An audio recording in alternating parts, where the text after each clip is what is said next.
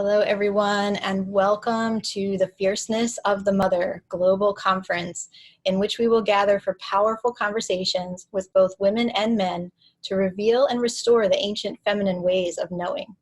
This event is designed to open up space for all of us to reinstate the principle of the continuance of life as our top priority.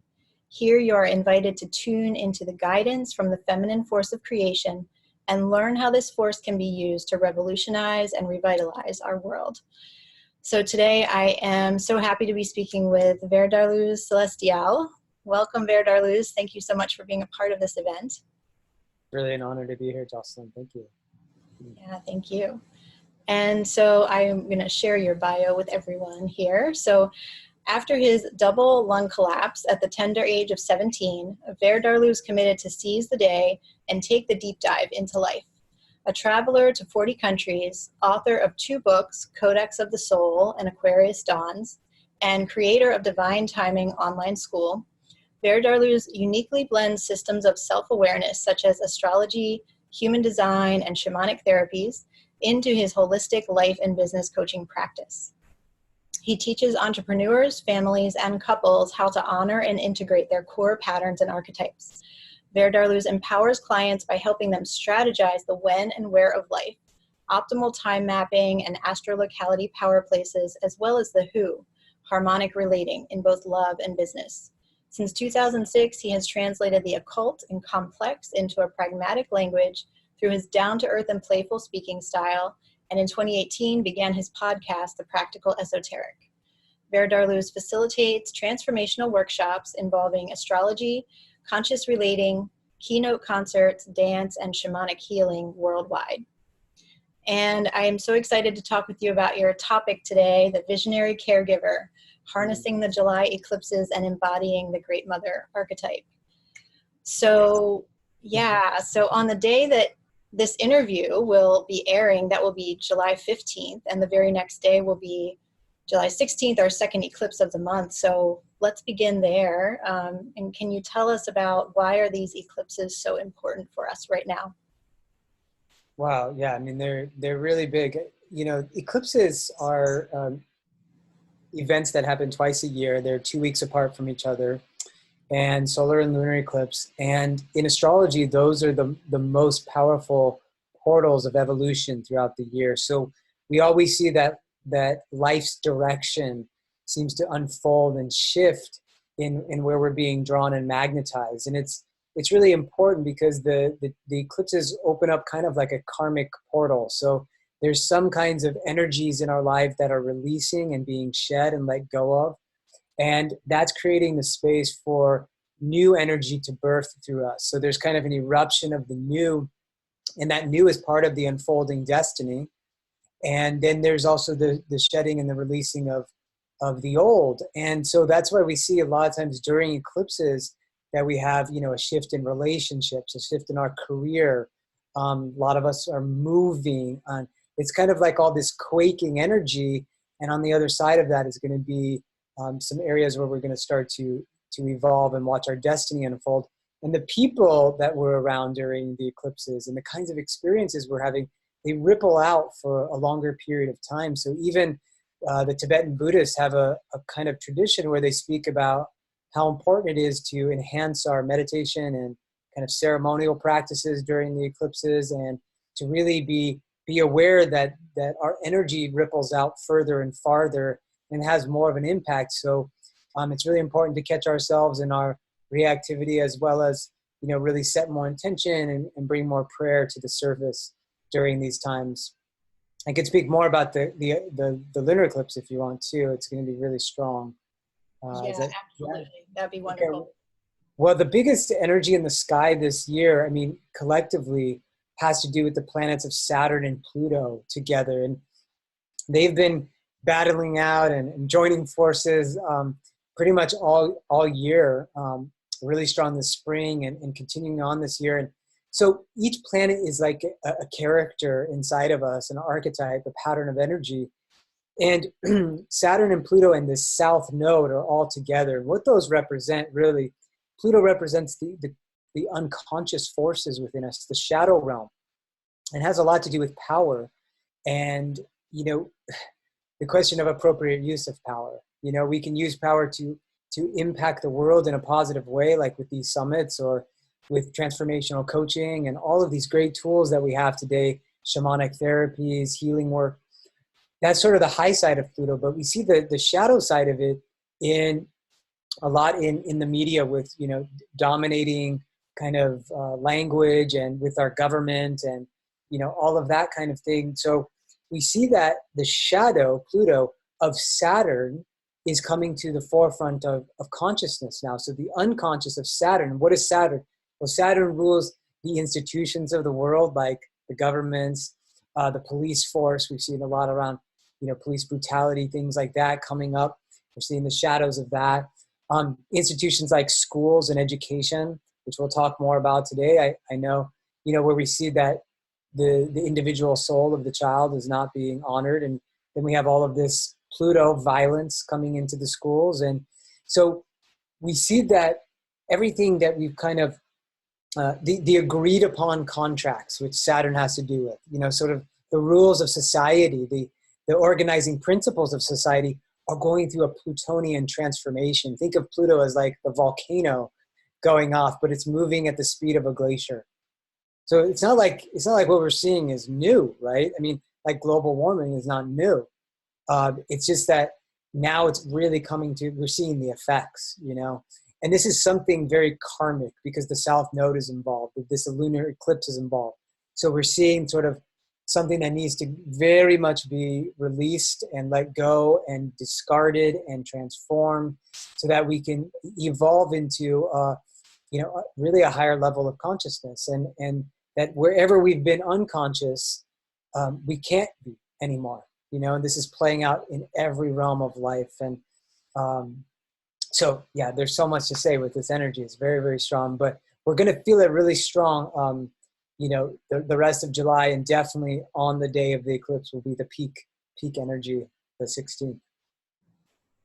Yeah, thank you for that. And I know, I feel like we're all hearing so much about this January where Pluto and Saturn are coming together in Capricorn. And do you feel that these eclipses are like opening up space for us to enter into that transformation? Yeah, it's like they've been on this journey since the beginning of the year, and then this is another peak moment that we'll have sort of the end of this year into the beginning of next year. And there is something very emergent coming in 2020, and it's the Jupiter-Saturn conjunction. And that always marks a kind of pivot in our collective worldview. This has been studied by astrologers since the Middle Ages even, you know. They always saw that when Jupiter and Saturn were coming together in the sky, there was a collective shift of our sense of ourselves and our governing ethic, because Jupiter has to do with the morals and sort of the laws that are more of the ethics of our society and how we expand and grow and feel inspired, whereas Saturn is more of man-made law, you know, and governance and institutions. They come together, and they're going to come together in Aquarius. And so we are really birthing this Aquarian age in a really powerful way this year, just as Jupiter and Saturn both touch Pluto in Capricorn. So it's sort of like Jupiter, Saturn, Pluto all together within the course of a year. And that is really, really revolutionary change on this planet. And it's systemic change, you know, it's things that really need to change at the root level. And that's why we're asking the bigger question of what's the root cause of this? And you saw some of that come up in some of the, you're going to see it in the political campaigns a lot. And you saw it in the first debates that we had of the Democratic Party. You know, some of the questions asked by Marianne Williamson about like why, you know, but where did this come from? Where did this problem that we have? We're spending all this time on symptoms when really we need to look at the source. And that's very much this transit. And also the freedom and the expression of the individual soul at its highest potential. That's really part of this Aquarian archetype that's emergent now, you know, and the age that we're coming into. And that's why we have to respect the rights of all, including the entire biosphere, not just this human-centric view, but really looking at the view of the beings that have been here forever, the trees and the animals and the plants and the rights of all beings, in addition, of course, to the equality for all races and genders and all of that. So it's all going to be up for us as the rest of this year and next year continue. Yeah. Wow. Thank you for that. Yeah, it sounds like we need to hang on for the ride. And do the work, do the work. So moving into the looking at the Great Mother archetype, can you tell us about who is Ceres or Demeter, and why is this myth important for us at this time? Yeah, Ceres, that's her Roman name. Demeter was her Greek name. She's very connected with Pluto, actually. His other name was Hades. And so just a brief retelling of the myth. It's very informative for us today. Demeter was one of the great goddesses. She was the goddess of the earth and the goddess of agriculture, and known as the Earth Mother. And so her daughter was named Persephone. And Persephone was this maiden, beautiful maiden. And as the story goes, she's eating a pomegranate one day, Persephone is, and just playing and laughing and having a good time. And at this moment, Hades comes up from the underworld, from his home, and he sees her, and he's just, he has to ravish her. He wants to take her. He's just enamored. And they call this the rape of Persephone. That's what they call this myth. And he takes her to the underworld, and what happens is Demeter becomes distraught. She can't find her daughter anymore. And this starts to inform us about the loss of the child, and even the inner child within each of us, but the need for the child to go into the underworld. And so as the story goes, Demeter is crying and weeping, and this actually changes the seasons of the earth and causes the autumn and then the winter, this famine state. By this point, the earth is dying, and everything is going to die on the earth. And that's when Zeus, who is also Ceres, Demeter's brother, and Hades' brother, says to his brother, look, you have to release Persephone for half the year or the earth is going to die. And so this deal is cut, and Hades is forced to release Persephone. And he does that and we see that on the earth when the earth rejoices, and that is at the spring moment where we see those first budding blossoms. And that is the meeting of Persephone with her mother again. And yet she's not the same Persephone, because in the underworld, she was the queen. She was Hades' wife. In the queen of the underworld, this then brings in the theme of the dark goddess, which is something that is very emergent on our planet now. The dark goddess has been known by many names in many traditions. She's Hecate, Inanna, Pele, Kali, Lilith, and she's always known as this goddess who, her main symbol is the serpent often, which has a lot to do with Kundalini and the power of feminine sexuality. This wild archetype, there's a very famous book, I'm sure many listeners know about, The Women Who Run with the Wolves. That kind of raw, animalistic, passionate, deeply earthy goddess. She, by going to the underworld beneath the earth, this Persephone comes out, and she's not a maiden anymore, right? She knows the secrets of sexuality and the mysteries of the dark and of power and of intensity and drama. She's married to the Lord of the Underworld, So what we see here is this return, but of something different, and this is that part of ourselves that has sort of lost its innocence, but then needs to reclaim its innocence. And that rejoicing with the mother is part of that reclaiming. So it's about merging ourselves back with the mother, but we have a responsibility at that point. We're not just a child looking to everyone to take care of us. We're actually co-present with the responsibilities of the earth. And it's a really telling story, especially because we see Ceres in astrology. She's a dwarf planet, and she really comes up strong in sort of the lineage or the ancestry piece between mothers and daughters. Not only between mothers and daughters, but very strongly we see that she's connected with a lot of themes that continue from one generation to the next.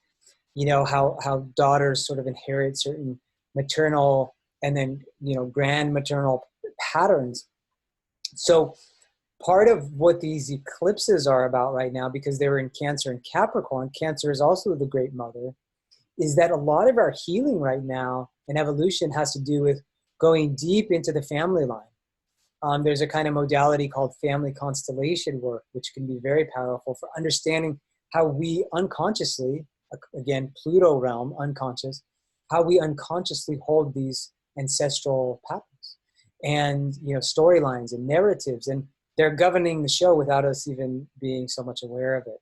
So Ceres is very connected with those themes. She's also connected with the taking of care of beings that don't have anyone to take care of them, like animals that have been abandoned or lost, or the dying, or the elderly, or foster care of children. So Ceres as this great mother archetype, especially when she's very strong in your birth chart or a cycle you may be going through, she's going to relate to this mothering theme. But part of the mothering theme is the need to let go, to let something die off or be let go of in order for it to be reborn. And it's really present in the need to let a seed go into the underworld, right? Into Hades' realm, water that seed, nurture that seed, but we don't know, we don't see it. And it grows, and then it's naturally going to decay at some point. And that's the needs of the seasonality of the soul that Ceres really represents. So she's a very, very powerful archetype. And the more you study, the deeper it gets. There are incredibly powerful rites of passage, or a collective rite called the Rite of Ulysses in the ancient Greek traditions. It was a mystery school, and it was something that most of the sort of the Greek, you could say not elite, but anyone that was sort of, you know, educated in the society would go through this kind of collective rite of passage. And it had to do with eating a plant. And we know that that plant had certain entheogenic or psychedelic properties to it.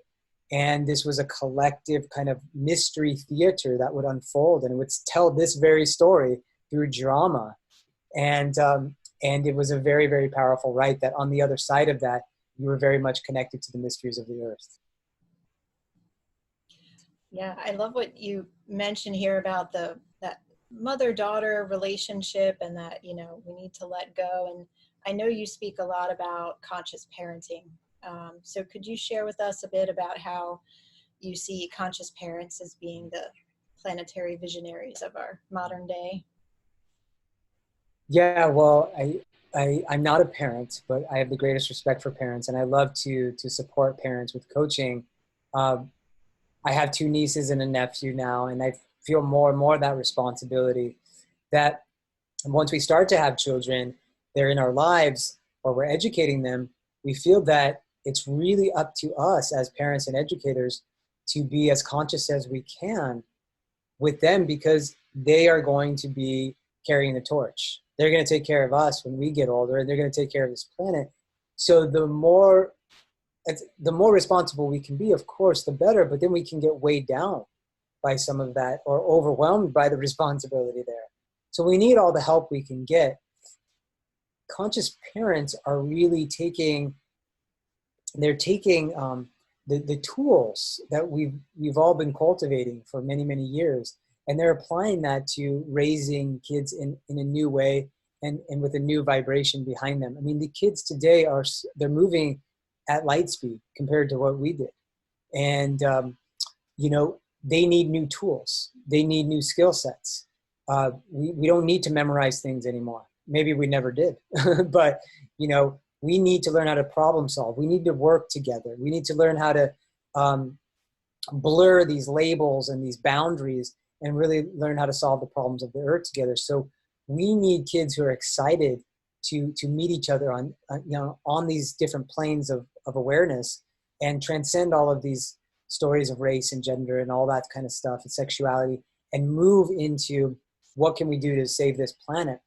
And so we need parents who are emphasizing those themes, and we have wonderful tools. We have tools that I'm blessed to coach in, like astrology, and this other system called human design and numerology.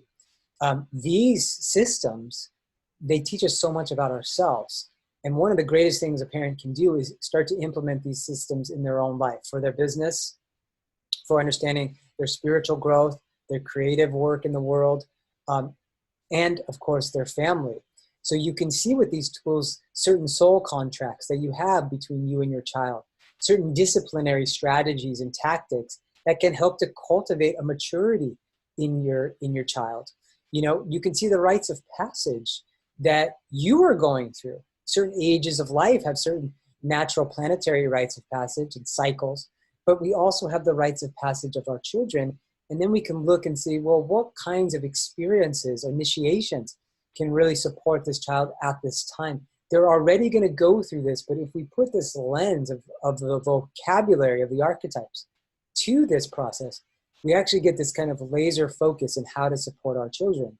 One of the big questions now is, you know, are schools really supporting our children? You know, should I homeschool?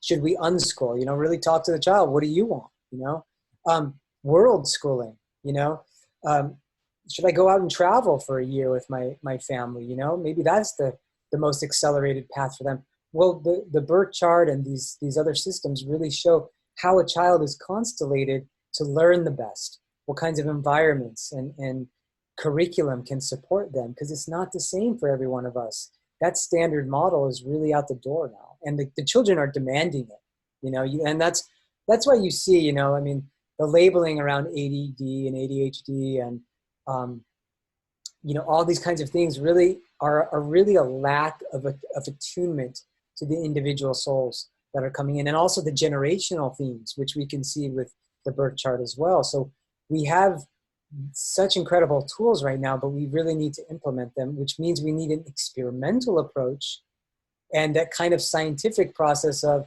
let's test it out, let's see how it works, you know, and staying open, you know, and this is the innovation that we're seeking. So parents really have to kind of be like innovators, you know, they're inventing a whole new unreferenced place in the collective right now of how do we do this. And so a lot of compassion for ourselves. We need that collective parenting, not just, well, I had the child, so they're my responsibility, but all of us have the responsibility to them, you know? And so, yeah, that's where I feel like the parent is really the visionary of the planet these days. Yeah, thank you so much for that. I have 2 girls, and it's quite an interesting journey, and it's not easy, you know, trying to integrate and share with them what I can of the work that I'm doing, and how do we integrate that into like daily life and daily routines and the struggles that come up, and the work that you and I have done around, you know, looking at their charts has been like so helpful. So yeah, it's really powerful what you're offering to help with that. Well, I wish that my parents had that. You know, I think if all of us had that tool growing up, to paint more possibilities, you know, because most parents, I think, have the best intentions, but you're so close to your children that you don't sometimes know, you know, how to detach or objectify a bit, and even just what possibilities there are, you know, that are kind of like these dormant seeds inside of them. And that's been one of the beautiful things in my coaching practice when I've worked with families or, you know, young adults who are deciding, should they go to school? Should they take time off and go volunteer or work abroad or work here? Or, you know, I mean, I asked all those questions, but I didn't have anyone to mentor through that process. And, you know, because I traveled, I mean, my whole life opened up, but it came at the loss of, you know, some time and some depression and a lot of other things that, you know, maybe we can prevent that in our youth and help, you know, accelerate them towards their destiny. Yeah. And like you said, they are moving so fast now. Like, I feel like they're just coming in ready to create change. So, well, I think you told me that you have like a little entrepreneur there, you know, and absolutely. It's like helping children form a little business, doing something that they're passionate about, helping them find their passion, and then learning how to share that with the world and who you're going to help with that. I mean, it's really the language of business.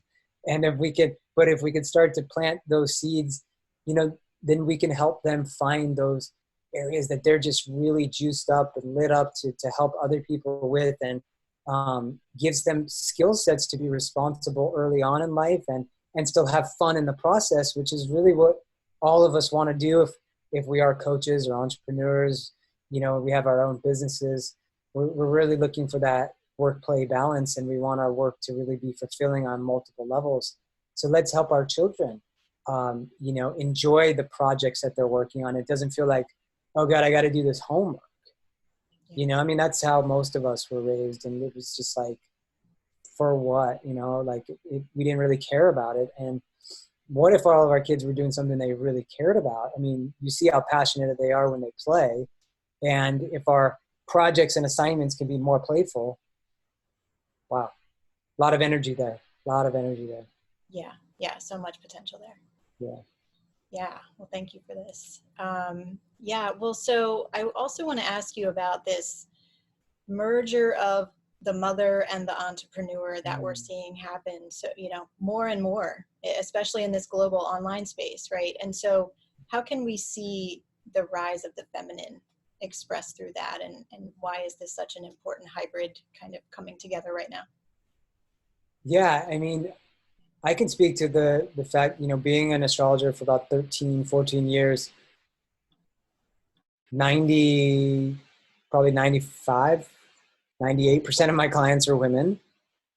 So right there, we know that, you know, there's something we see in the collective where women tend to just express a desire and then they actually follow through on a commitment to learning about themselves, studying themselves, and evolving through what they learn.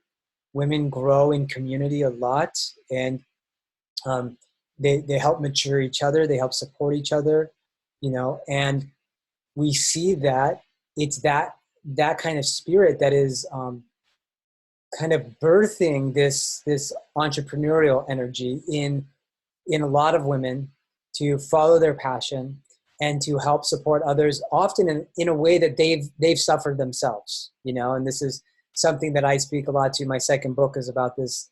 It's an archetype we call Chiron, who is known as the great coach and mentor and guide of the zodiac, but he was kind of known as the wounded healer in the mythology. And, you know, I think women are very sensitive to their wounds growing up, you know, and as they get older, they're able to speak about it more freely. And I think because of that, I mean, not always, but there is an invitation, you know, often from the feminine to the feminine to really, you know, be with those wounds and then learn how they can be in service to the planet with them. And you can be in service by creating a business that you're really passionate about.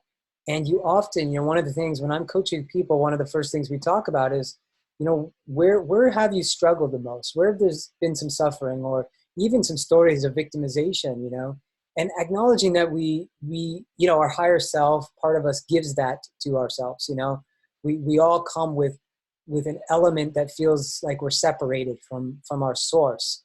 And that separation story has a lot of medicine in it. It's like the idea of the medicine is in the wound. And so when we become aware of that, we actually know the path to serving others. And I sense that what I see in my clients and a lot of people is that, you know, mothers naturally become very responsible and they feel that calling to heal the earth and to raise children that will be responsible to the earth and to other humans and other life forms. And when we put the mother with the entrepreneur, we really have a visionary for saving this planet. It's not a politician, and it's never going to be a politician. But maybe if we have a mother politician, that might be really healthy for our planet, right? And if we have a mother who was an entrepreneur, well, you know, because why the entrepreneur? Because the entrepreneur sees that they really have to own all of themselves, you know, and just like a healer, you know, and that means also that they need to be in service on this planet. And, you know, that's the kind of leaders that we need on this planet.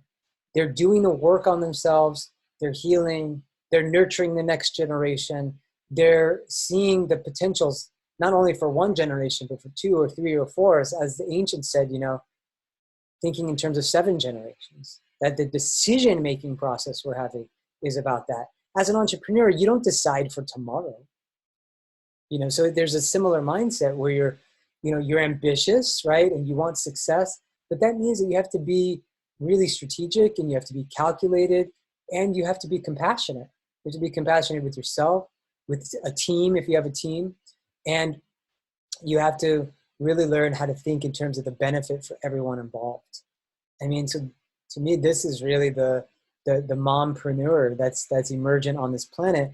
And that's why these summits and these systems of self-awareness are so important, to give those mompreneurs the skill sets that they need, because it's a lot of these mompreneurs are doing it on their own, and hopefully we're moving into a model where we don't have to do it on our own, and we have those communities to support and to take care of the kids, and but to know that we're doing this together, and as in a male body, I'm someone that is always here trying to promote the sacred masculine, doing their work, and especially the conversation between the sacred feminine and the sacred masculine, because we do see that in a way the masculine is lagging behind right now, but also the feminine sometimes isolates itself amongst itself and doesn't create that bridge, to the masculine.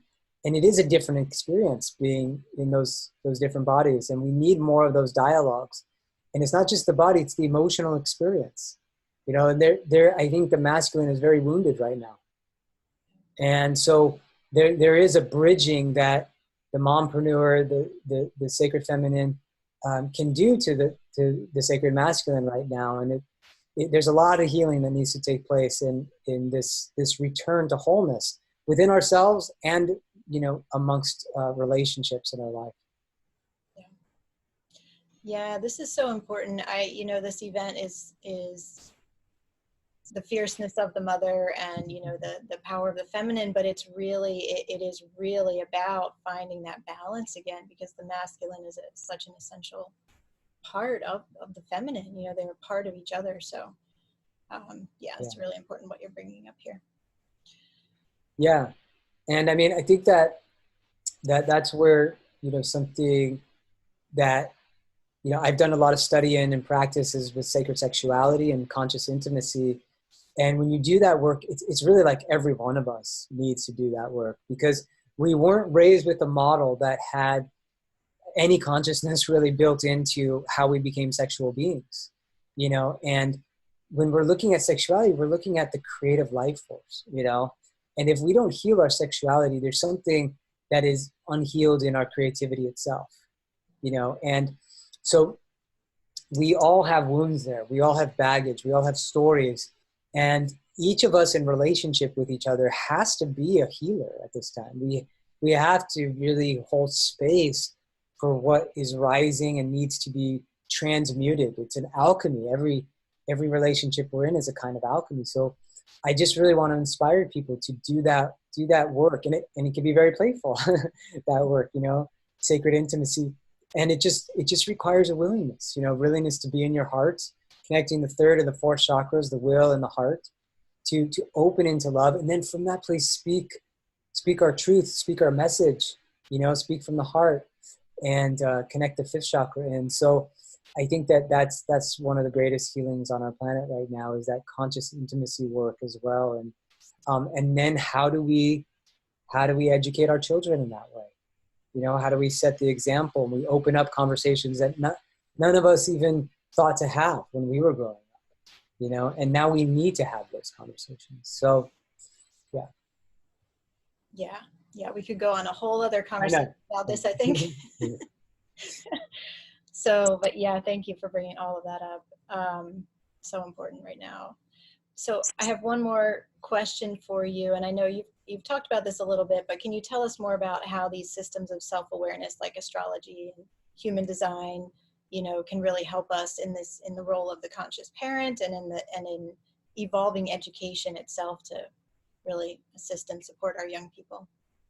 Yeah, well, for instance, this human design system is a newer system, a channeled system that came in about 30 years ago. And what it shows to us is our genetic patterns. Our genetic gifts, our strengths, how we contribute to the world. It also shows us where we get conditioned or influenced by environmental factors. Those can be education growing up. It can be other family members. It can be lovers. So conditioning is something we all experience in our life. And conditioning just means we're kind of influenced to be a way that genetically we aren't really predisposed to be. And so we neglect our natural gifts, and we try to be something or attain something that the world, media, our parents, want us to be. And it doesn't work for us. So then we get frustrated and we get bitter, and we don't experience the success that we've all come to. It's really our promise here. So that tool is very, very helpful on a lot of levels, and especially too in showing like the emotional patterns that we have. A lot of us are here learning how to make decisions from an emotional place, which takes time. And human design helps to show a decision-making strategy that we all have. And some of us, it's very intuitive, very instinctual, very in the moment. For others, it really it requires a lot of patience to feel into what's right for us, to experience an emotional wave, a natural, like sort of biological high and low, and to make a decision when we come to that neutral zone, And when we're raising children and they have this emotional definition, we call it in human design, we need to really teach them how to be patient and to master the art of being patient. We might be emotionally defined ourselves, and then we might condition our children that way, and then they can actually amplify those emotions, and they get crazy, and, we think that they're being outrageous, but it's actually our own energy as parents or educators. In terms of how they learn the best, very few of us are taught the ways that we're designed to learn. Some of us can learn a lot through the sensory realm. Some of us can learn a lot more abstractly, just pondering things. Some of us are much more logical and rational, and some of us are just meant to learn in different ways at different times. Human design speaks a lot to that. Astrology speaks a lot to that. The planet Mercury specifically speaks to how we communicate, how we language the world, and the kinds of environments and curriculum that will best support us. I know growing up, I didn't really have that in my own life. I didn't have the kinds of environments that supported my Mercury, which is very earthy. It's a Taurus Mercury. And, I now exhibit those qualities, but growing up, I didn't have the nature and the music and the sensual expression. And it's like a part of me was delayed in learning, or not really as fruitful, as blossomed as it could have been. And, my goal is to help more parents and families learn about these ways that their children can really accelerate their learning process, what kinds of environments, what kinds of actual material will support them, and even a kind of new educational model that we can start to create that is more archetypal in its basis. I think that's really emergent for us. And that's why we need these systems of self-awareness to help guide the process. And I really think these kids are asking for that, So,